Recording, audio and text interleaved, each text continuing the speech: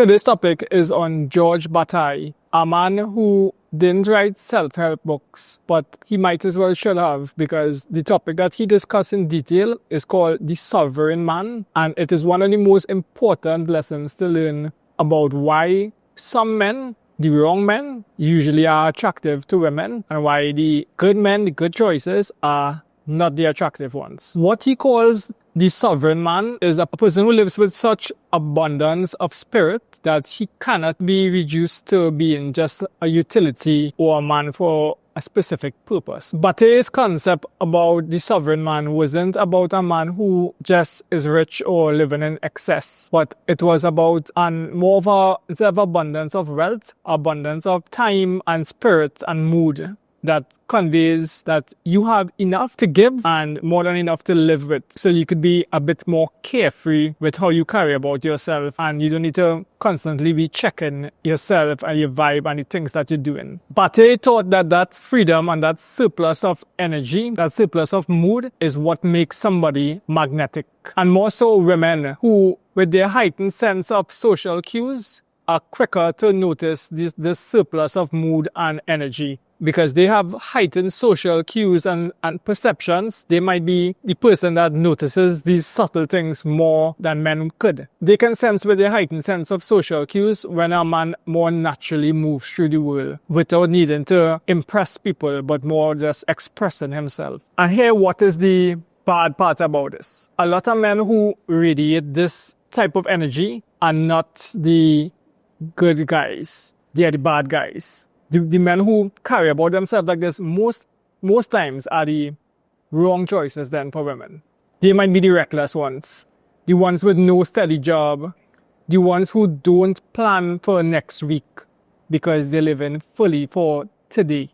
The I don't give a damn guys. In other words, these guys might have stumbled upon being the sovereign man by accident, even though they might be running their lives into the ground. And meanwhile, the guys who often have their lives under control, they might be carrying a opposite energy of the sovereign man. Not because they're weak, but because just years of building themselves up have conditioned them to live under constant self-monitoring, caution, and stress. Think about this. If you've trained yourself to look at every minute of time, every hour of time, then you spend every dollar that you spend, you're trying to be as productive as possible, then you yourself might start to look guarded over time. And that sense of guardedness about yourself, no matter how justified it might be, it sends a signal to women especially that you're living under some sort of invisible leash. The sovereign man, in contrast to this, looks unleashed. His abundance isn't just in money. He acts as though nothing could really corner him, because in the past, nothing has really cornered him. He isn't in jail. Nobody ever penalized him badly for this. It might be a guy that just grew up under a longer leash in parenting, that parents gave him a little more freedom, that parents wasn't hovering to make him productive and make him hardworking and make sure he's successful.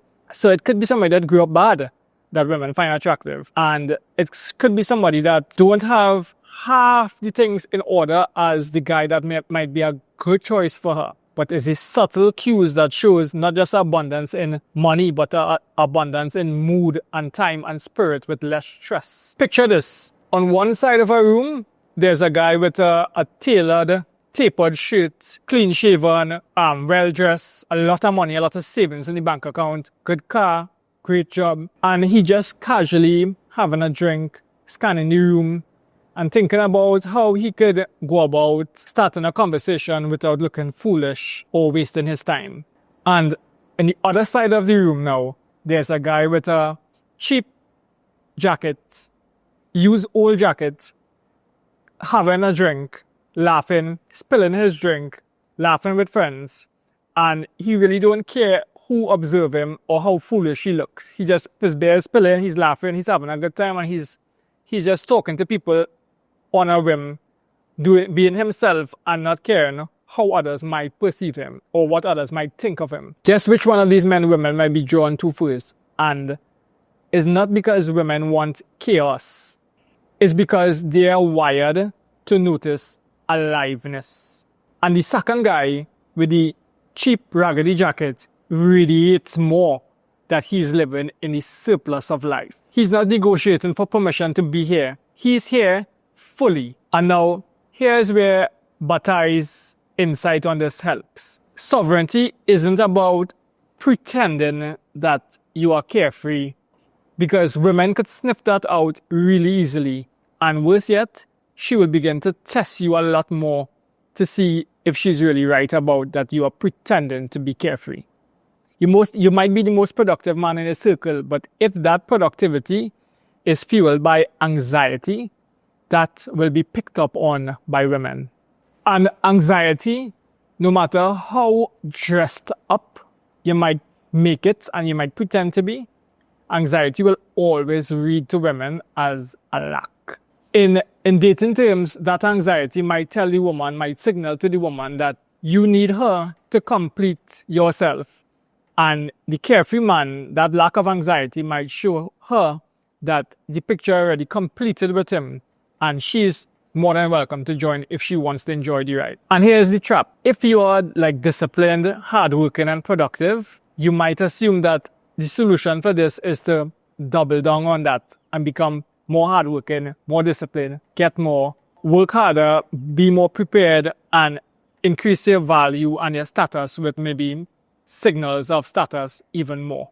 But that will only make you more of a provider in the marketplace sense. Just being a safe pick instead of being a magnetic pick. You easily can become the man who is appreciated but not craved. This is why I'm saying that Bataille's concept of sovereignty isn't about throwing your discipline away. It's about getting a new discipline, a discipline that tells you how important being in a social flow state is to you. Because a lot of disciplined guys, in the traditional sense, live their life as though every choice they make has to be rational and sensible and have some kind of payoff for them. And the sovereign man flips that. And he does things not because they have a payoff, but because the only payoff that it might have is doing it for the heck of it or the joy of it. Think about it like music.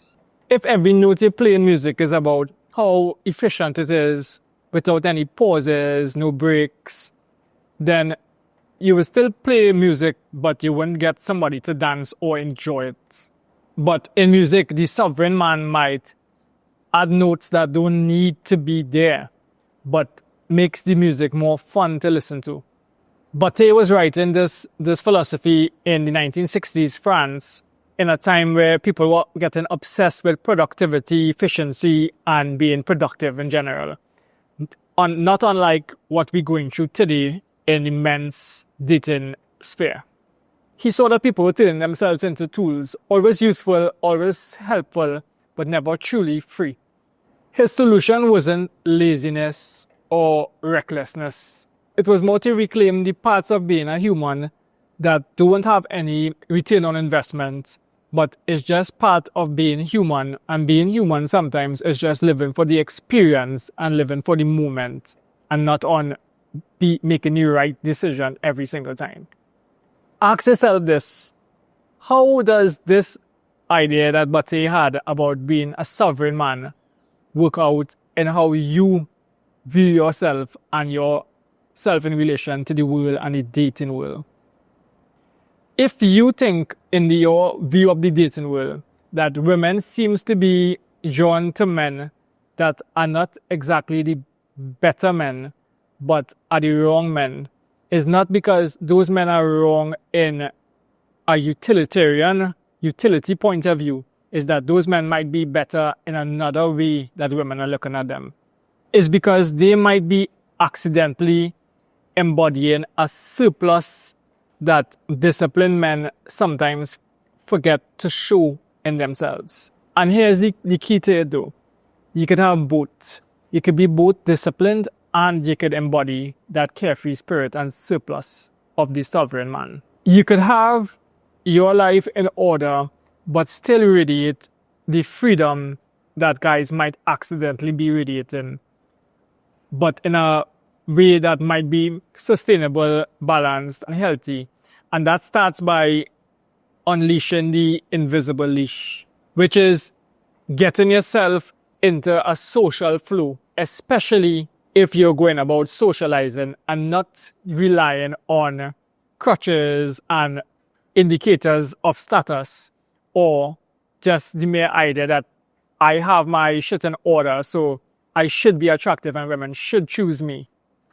And this idea of getting into a social flow is about the core essence of my book, The 48 Laws of Anti-Hypergamy, which the first 10 chapters of the book is about inner game topics such as this, which you sort of have to understand and appreciate.